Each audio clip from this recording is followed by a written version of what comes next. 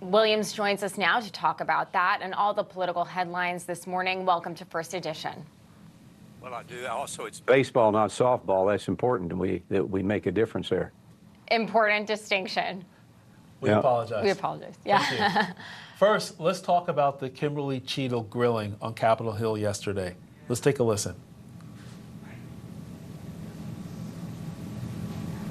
Oh, we don't have that side. So what's your opinion on what transpired yesterday or didn't transpire? Because America wanted answers and they need answers.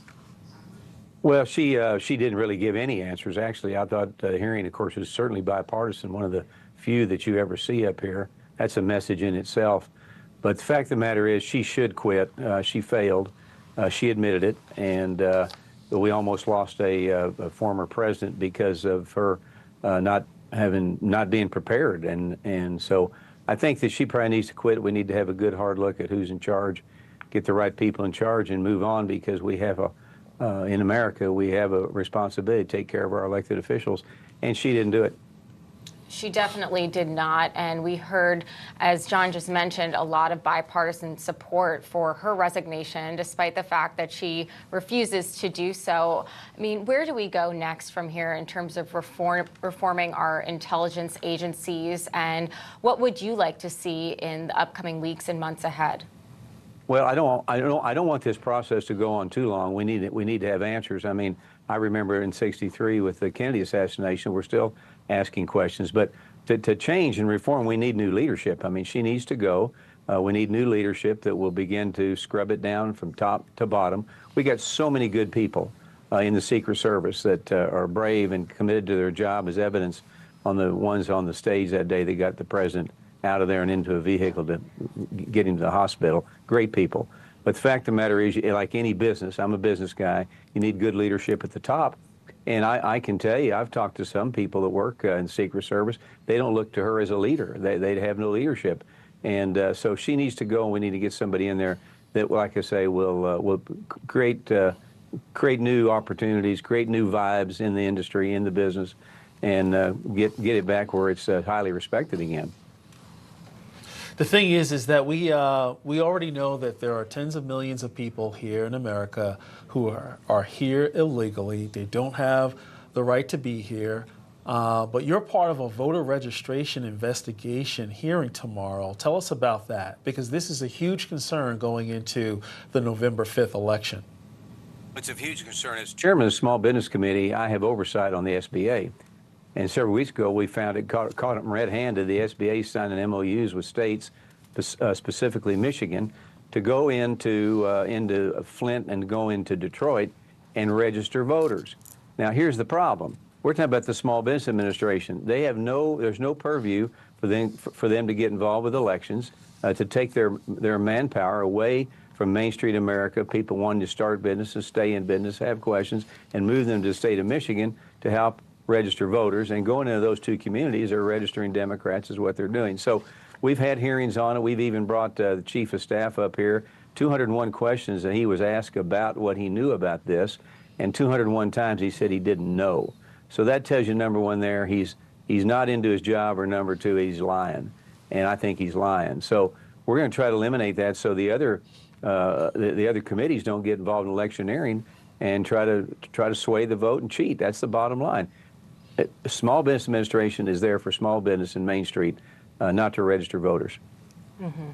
Well, Congressman, we talked about bipartisanship when it came to the questioning of Kimberly Cheadle, but it seems like this issue of voter registration is really not one that is necessarily a bipartisan issue. No. Why do you think that is? Why do Democrats not want to get behind your hearing?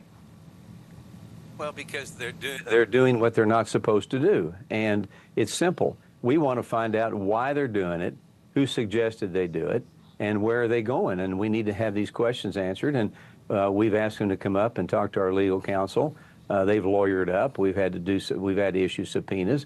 First time in 20-some odd years we've issued subpoenas out of the Small Business Committee. But we need answers. But it's the MO of this administration. That's what they do. They try to wear you down. They don't tell the truth. They smoke and mirrors all the time. But we're not going to be fooled by that. We want to know why they're doing it and who they're doing it with.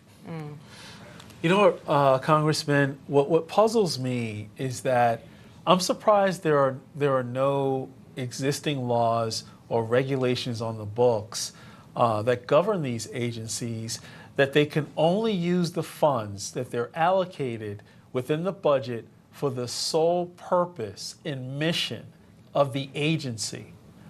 And like you just pointed out, small business, they have no business, no pun intended, going out registering voters, because that is another way for the incumbent political party to use additional funds to get voters. Well, exactly. And look, if the SBA should actually be nonpartisan, shouldn't it? Shouldn't the SBA be for Main Street? Should be for lower taxes, less government, bring interest rates down, bring inflation down. We should be fighting for all that every single day, regardless who's in the White House. Now they've gone totally off the rails. Now they're getting an electioneering, like you say, and like I say, that's not in the purview of the SBA. The SBA needs to be open in the morning. They need to close at night. They need to be open for Main Street America. They need to help businesses get in order. And one thing that I'm concerned about, they've also got $220 billion missing in COVID funding that we're trying to find, and they want to basically write it off. So they can't find their COVID funding. They're electioneering. They're pulling people off Main Street America and helping create more jobs and more opportunities. And that's a real problem. We got to fix that. Well, you know why they can't find it? Probably because they're using it to register voters and doing other things that are partisan. Well, very well could be. And we also think that foreign nationals have some of that money, too, that they took off from Main Street America. So there's a lot to be answered by a small organization, the SBA. Now, just think, if the SBA is doing this, what are the other committees doing? What are the other agencies doing? So we're injecting ourselves in their business, and we're going to find out and tell them to stop it.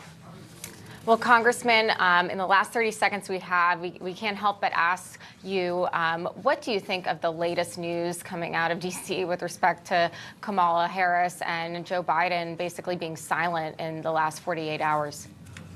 Yeah, nobody's heard from Joe Biden, but it looks like Harris is going to be the nominee. That's fine. I can't believe they turned their back on 14 million people that voted in a primary for Joe Biden and just blew them off. But that's how they choose to operate. So if Harris is the nominee, we have our nominee, Donald Trump. It ought to be a spirited election. Donald Trump will win and be the next president of the United States and get the country back on track again. Well, hopefully that's the case, because it's definitely an embarrassment, the fact that Kamala Harris, VP Kamala Harris, is not meeting publicly with Netanyahu, and nor will she attend the joint session of Congress. What's your thoughts about that? Well, it's unbelievable. I mean, Israel is really our best friend, and for us to turn our back on them when he is here is really mind-boggling. I don't know that years ago if anybody would have even thought that. But that tells you where they stand. That tells you what they stand for. They are not pro-Israel. They are not pro-freedom and liberty. They are not pro-friendship. So that's the way they choose to go. He'll give a great speech here in Congress. I'll be there to listen, and we'll see who shows up on their side. We'll see how they're committed to Israel and the rest of the world. Right, and she's turning her back on American hostages that are still over there. Oh, absolutely. And but that's what this election is going to be about. It's going to be about a lot of definite things we'll be able to show that the other side is not in tune to, one of which will be Israel, the other will be the economy, and small businesses, and keeping people working. Congressman Roger Williams, we covered a lot of important topics this morning. Thank you so much for your insights. Thank you, guys. Thank you.